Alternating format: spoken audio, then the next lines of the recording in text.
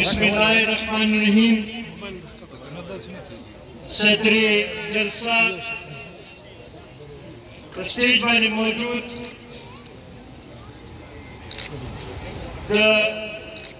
खैबर पख्तूनख्वा पखवाने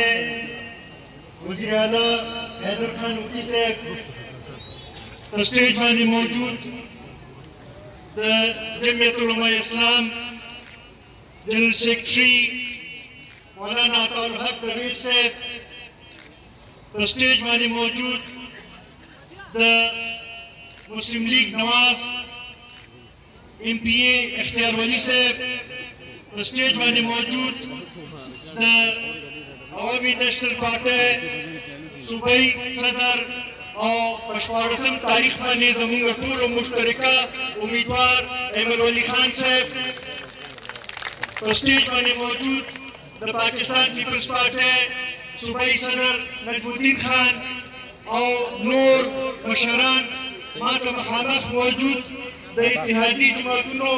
मशरानों इज्जतमंदों जवानों अस्सलाम वालेकुम। जमस्तासो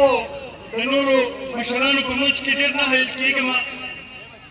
नंदल तक बुनियादी मकसद राहुंडे दो दशवारसम तारीख माने चिकम इंतखाबात की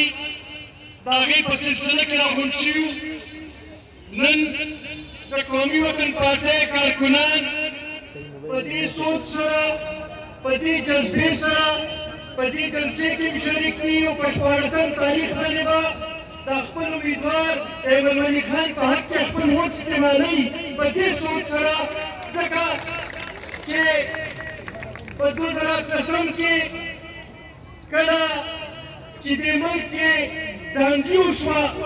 और यो सेलेक्टेड हुकूमत रावस्तरी शो और जमहूरियत खिलाफ साजिश शो और कंट्रोल डेमोक्रेसी रावस्तरो कोशिश शो उसरा सूबाई खुद मुख्तारे खिलाफ चिदी साजिश में शुरू शू दल तक सदारती निजाम रावस्तरो नपारा कोशिश में शुरू शू और उसरा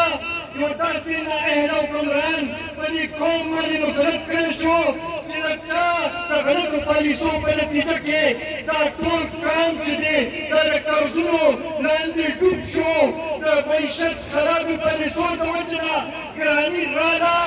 तागी तो मुकाबला के PDM और इत्तेहादी जमातों राबासिदल और प्रदेश सोच सरा जिसमुंगा नजरियात को बदल हुई जमुंगा सियासत को बदल हुई कुछ कला तमल के जमहूरियत खबर राजी तो सूबाई खुद मुख्तारे खबर राजी तो पुख्तरो तो हक करो खबर राजी जमुंगा टोलो आवाज बयोबी मुंगा बरा पासुमा मुंगा कौन बोले मुकाबला कौबा और ये ट्रांजिशनो ला रबो कौबा नहीं इधर कौनो لا بس زاخم سيريا نن مرګرو کومو ګورو سنور کالا د عمران خان د دې ملک وزیر اعظم پاتې شو کله د دې ملک وزیر اعظم پاتې شو اوس راځي جلسې کوي زموږ د صوبې کوټ کوټ تزي خو په هغې تقریرونو کې په هغې دغه کې سازش خو یادوي خدای خپل څلور کالو کارکردګي د قوم ته نشي ښیلی د پښتنو ته نشي ښیلی نن موږ ته دا سوال کوو څلور کاله ته د دې ملک سلیکټډ وزیر اعظم وې خو وزیر اعظم وې تا سره اختیارات وو تا زموږ د صوبې لپاره څه وکړل تا د پښتنو لپاره څه وکړل ټولو کې زیات په اسمبلۍ کې تعداد د دې صوبې نه ستا سره خلک ناست وو تا هغې صوبې لپاره څه وکړل نن تا سره خپل کارکردګي ښیلو لپاره څه نشته خپل اهلیت ښیلو لپاره څه نشته نو ته راځې کله وایې چې سازش شوي دی کله یو باندې جوړی کله بل باندې جوړی موږ ورته دا ویل غواړو چې دې صوبې کې 9 کاله نه ستاسو حکومت دی او د هغې 9 کالو نتیجه دا ده چې تاسو وکتل چې دې میاشتې صوبایي حکومت چې دی هغې